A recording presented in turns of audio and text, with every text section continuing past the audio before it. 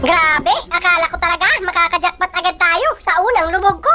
Dahil nung sinilip ko ang malapad na batong ito, may isdang malaki na nakita tayo.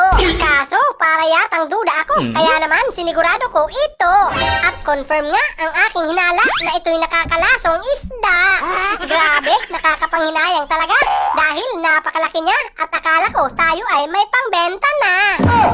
Kaya naman, tingnan natin dito sa bandang unahan. Baka ang nakalaang biyaya ay dito natin matatagpuan.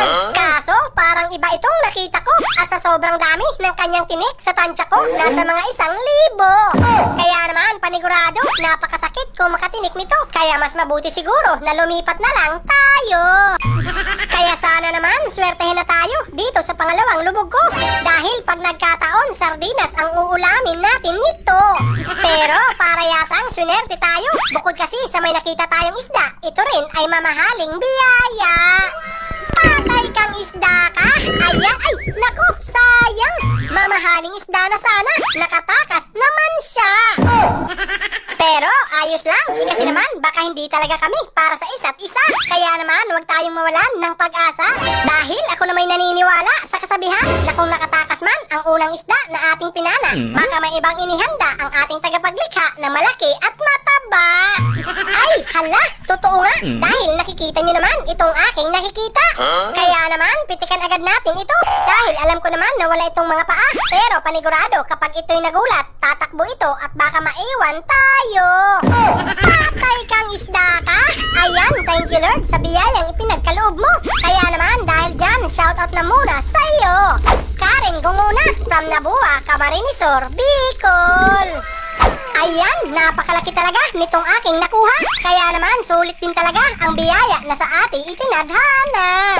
Pero, kinakailangan pa rin nating bumalik dito sa kailaliman dahil hindi naman pwede na isa lang ang kukunin nating pangulam. Kaya naman, silipin natin ang malapad na batong ito dahil pakiramdam ko walang laman ito. Kaya naman, subukan din nating silipin itong kabilang bato. Malay nyo, nandito ang hinahanap ko. Nako, isdang marites itong nakita ko. Kaya naman, wag na muna natin siyang kunin. Baka siya ay hanapin ng kanyang kumaring marites din. Ay, hala, kaya naman pala hindi natin siya makita dahil nandito lang pala. Patay kang isda ka?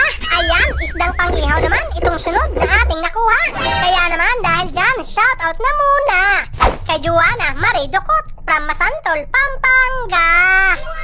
Tapos eto pa, at makulay na isda naman itong sunod na ating nakita. Pero tingnan na muna natin ang ilalim ng batong ito. Baka may mas malaki pa. Kaya lang parang no choice na talaga. Kaya naman siya ay pwede na. Patay kang isda ka? Ayan, napakaganda talaga ng kulay niya.